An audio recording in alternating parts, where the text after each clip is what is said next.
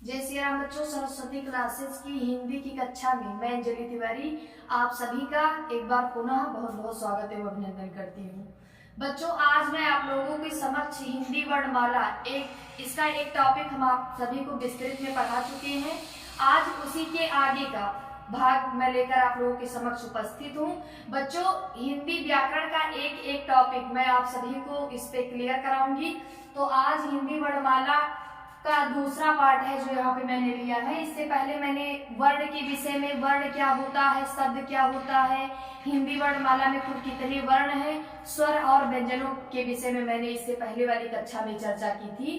आज की जो ये चर्चा के मूल बिंदु है आज की, वो है हिंदी के स्वर वर्ण, यानी इनकी संख्या से तो आप सभी अवगत हैं, लेकिन हिंदी के स्वर कितने होते हैं हिंदी में, इसे आज की कक्षा में जानेंगे। ह्रस्व स्वर, दीर्घ स्वर, प्लुत स्वर, अनुस्वार, अनुनासिक और विसर्ग को भी हम साथ में इसके जानेंगे। तो आइए प्रारंभ करते हैं। हिंदी वर्णमाला। बच्चों, हिंदी वर्णमाला में दो ही वर्ण होते हैं, एक होता है स्वर, एक होता है व्यंजन।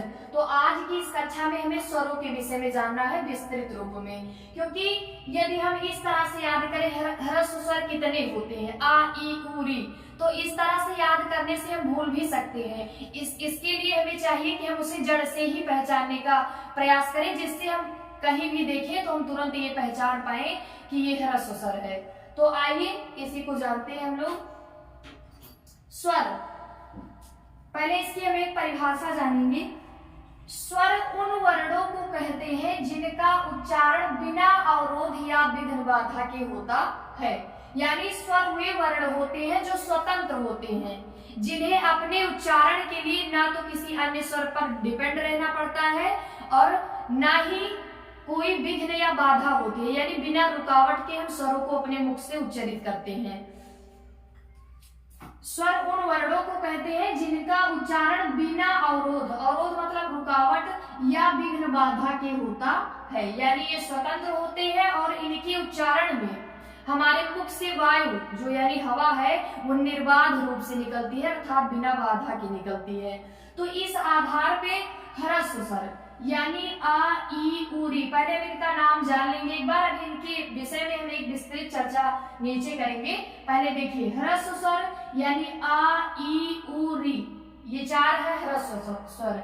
ह्रस्व स्वरों की संख्या कितनी होती है? चार। ये मेन है बच्चों, इसको नोट कर ले आप कि ह्रस्व स्वरों की संख्या कितनी होती है? चार होती है, यानी आ, ई, उ, री, चार। फिर इसके बाद नंबर आता है दीर्घ स्वर का। दीर्घ, दीर्घ का मतलब ही होता है बड़ा और ह्रस्व का मतलब होता है छोटा।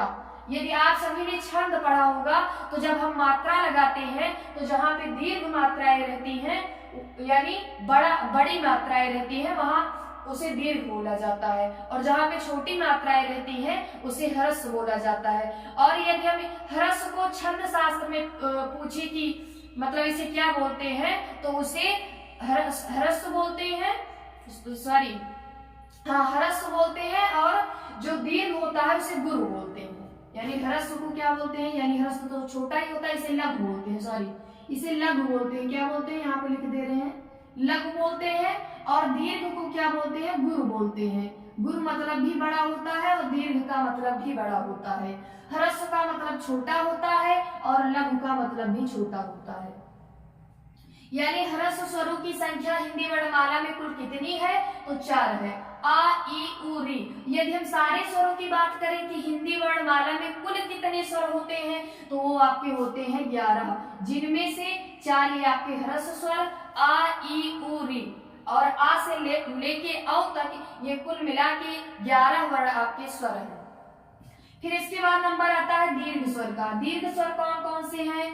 आ, ई, उ, यानी ह्रस्व स्वर को उसी स्वर के साथ मिलाने पे जो स्वर बनेगा वो आपका होगा दीर्घ। जैसे आ प्लस आ मिलेगा तो बनेगा आ, ई प्लस ई मिलेगी तो ई, उ प्लस उ मिलेगा तो उ, यानी आ, ई, उ, तीन तो उसी का दीर्घ हो जाएगा, यानी आ, ई, उ का दीर्घ हो जाएगा आ, ई, उ। और ए, आई, ओ, औ, ये चार वर्ण और भी हैं। तो इस तरह से 7 वर्ण। दीर्घ स्वरों की संख्या कितनी है? 7 है। संख्या सारी याद रखें। ह्रस्व स्वर कितने होते हैं? 4। दीर्घ स्वर कितने होते हैं? 7। यानी 3 तो आ का आ दीर्घ हो गया, ई का ई हो गया, ऊ का ऊ हो गया, बिल्कुल आसानी से याद कर लेंगे। और ए आई ओ औ, ये 4 ऐसे स्वर हैं जिनका ह्रस्व होता ही नहीं है। और एक वर्ण है ली, जिसका दीर्घ नहीं होता है। यानी ए आए ओ आओ का ह्रस्व नहीं होता है, यानी इनका लघु नहीं होता है, और ली का दीर्घ नहीं होता है। और फिर इसके बाद आता है प्लुत स्वर। आपका प्लुत स्वर का वैसे कोई पहचान नहीं है, बस केवल इसकी पहचान के लिए 3 का अंत लिखा जाता है। यानी इसके उच्चारण में तिगुना समय लगता है, यानी ह्रस्व, दीर्घ और प्लुत से भी ज्यादा समय लगता है, तो उसे हम प्लुत स्वर कहते हैं। यानी 3 का मार्क ऐसे लगा दिया जाता है जैसे कि ओम, ओम लिखा जाता है। प्लुत स्वरों का जो प्रयोग होता है वो ज्यादातर किसी को बुलाने में, किसी दूर स्थित व्यक्ति को बुलाने में तेजी से, या फिर वैदिक मंत्रों के उच्चारण में इसका प्रयोग किया जाता है। हिंदी में इसका बहुत ही कम प्रयोग मिलता है प्लुत स्वर का। फिर इसके बाद आता है आपका संयुक्त स्वर, यानी ऐसे स्वर जो 2 स्वरों के योग से बने हैं उन्हें संयुक्त स्वर कहते हैं। और संयुक्त स्वरों की भी संख्या हमारी 4 है। यानी ह्रस्व स्वर भी संख्या में 4 होते हैं और संयुक्त स्वर भी संख्या में 4 होते हैं। संयुक्त स्वर कौन कौन से हैं? ए आई ओ औ, यानी 4। ये आपके होंगे संयुक्त स्वर। आ ई उ री ह्रस्व स्वर, और आ ई उ ए आई ओ औ ये होंगे 7 आपके दीर्घ स्वर। यानी ह्रस्व स्वर 4, दीर्घ स्वर 7 और संयुक्त स्वर 4।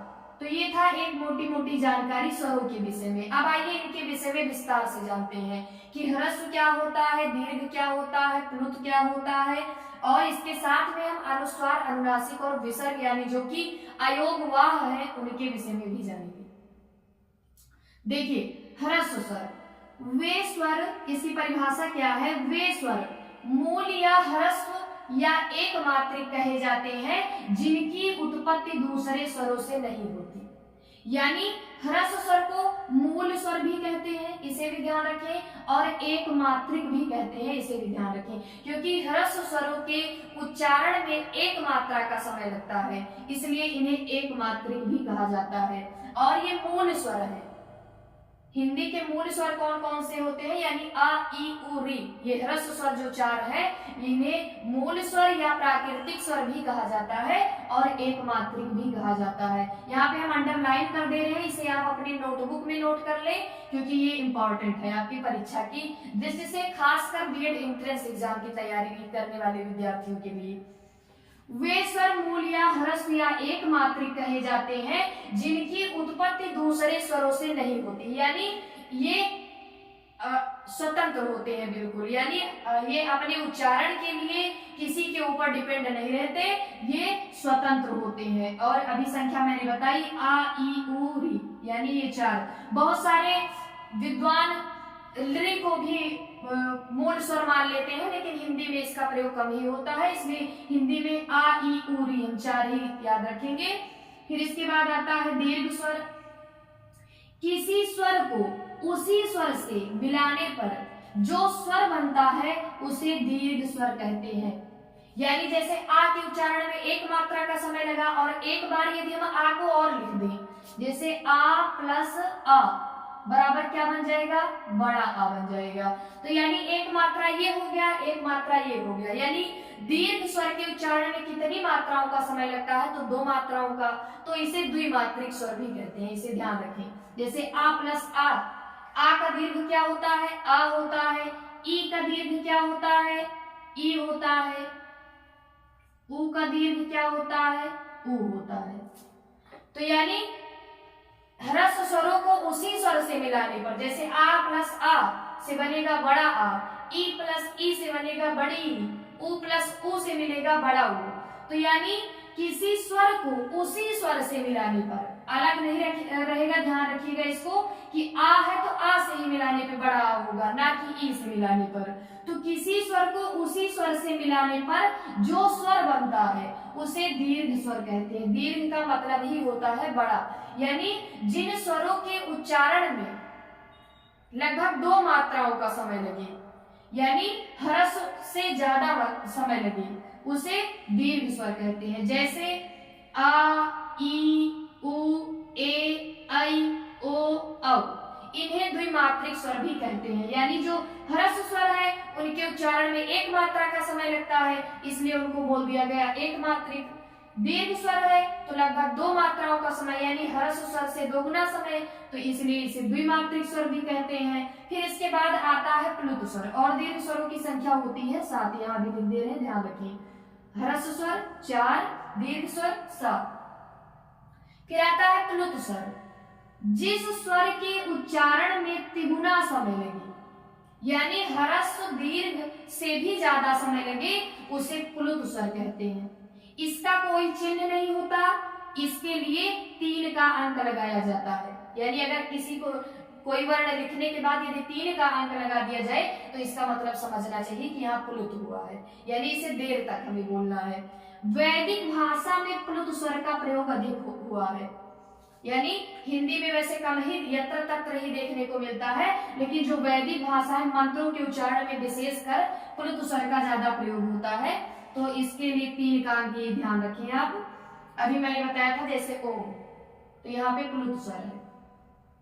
फिर इसके बाद ये 3 हो गए आपका मेन प्रकार, जो है मुख्य प्रकार है जो स्वर के, यानी ह्रस्व स्वर, दीर्घ स्वर और प्लुत स्वर। ह्रस्व स्वर यानी ऐसे स्वर जिनके उच्चारण में कम समय लगता है या 1 मात्रा का समय लगता है, उन्हें ह्रस्व स्वर कहते हैं। ये संख्या में कितने होते हैं, अभी मैंने बताया 4 होते हैं, अ, ई, उ, री। फिर इसके बाद आता है दीर्घ स्वर। दीर्घ का मतलब ही होता है बड़ा, यानी ऐसे वर्ण या ऐसे स्वर जिनके उच्चारण में ह्रस्व स्वर से भी 2 गुना समय लगे, उन्हें दीर्घ स्वर कहते हैं। ये संख्या में कितने होते हैं, 7 होते हैं, यानी आ, ई, उ, ए, ऐ, ओ, औ। और इसके बाद प्लुत स्वर मैंने बताया कि प्लुत स्वर के उच्चारण में तिगुना समय लगता है, इसलिए इसे त्रिमात्रिक स्वर भी कहते हैं। और इसके लिए 3 का अंक लगाया जाता है इसके चिन्ह के लिए, और इसका कोई ऐसे चिन्ह नहीं है। वैदिक भाषा में प्लुत स्वर का ज्यादा से ज्यादा प्रयोग हुआ है। फिर इसके बाद आते हैं अनुस्वार के विषय में। अनुस्वार अनुनासिक विसर्ग, इन्हें ना तो स्वरों के अंदर ही परिगणित किया जाता है, और ना तो ये व्यंजन ही है, ना ही ये स्वर ही है। अनुस्वार, इसका चिन्ह यहाँ पे मैंने लगाया है अनुस्वार, जिसे अंक बिंदु या फिर शीर्ष बिंदु हम कह सकते हैं। यह स्वरों के बाद लगता है। सबसे इंपॉर्टेंट बात है कि ये स्वरों के बाद लगता है। बहुत सारे बच्चे बता देते हैं व्यंजन के बाद लगता है, लेकिन इसे आप ध्यान रखें, यह स्वरों के बाद ही लगता है। जिसकी ध्वनि नाक से निकलती है। बहुत बार परीक्षा में प्रश्न पूछा जाता है कि अनुस्वार का संबंध होता है, तो आपको ध्यान रखना है कि केवल नाक से, जहां पे लिखा हुआ ऑप्शन में वही वाला ऑप्शन करेक्ट होगा। अनुस्वार का संबंध नाक से होता है, जबकि अनुनासिक का संबंध नाक और मुंह दोनों से होता है। ये दोनों में खास बात है, जो अंतर है इसे ध्यान रखें आप, कि अनुस्वार का संबंध केवल नाक से होता है, जबकि अनुनासिक का संबंध नाक और मुंह दोनों से होता है। यहाँ पे मैंने लिखा है, अंडरलाइन कर दे रहे हैं, आप इसे अपनी नोटबुक में नोट कर लें। जैसे अनुस्वार अंगूर हो गया, अंगद हो गया, कंकड़ हो गया।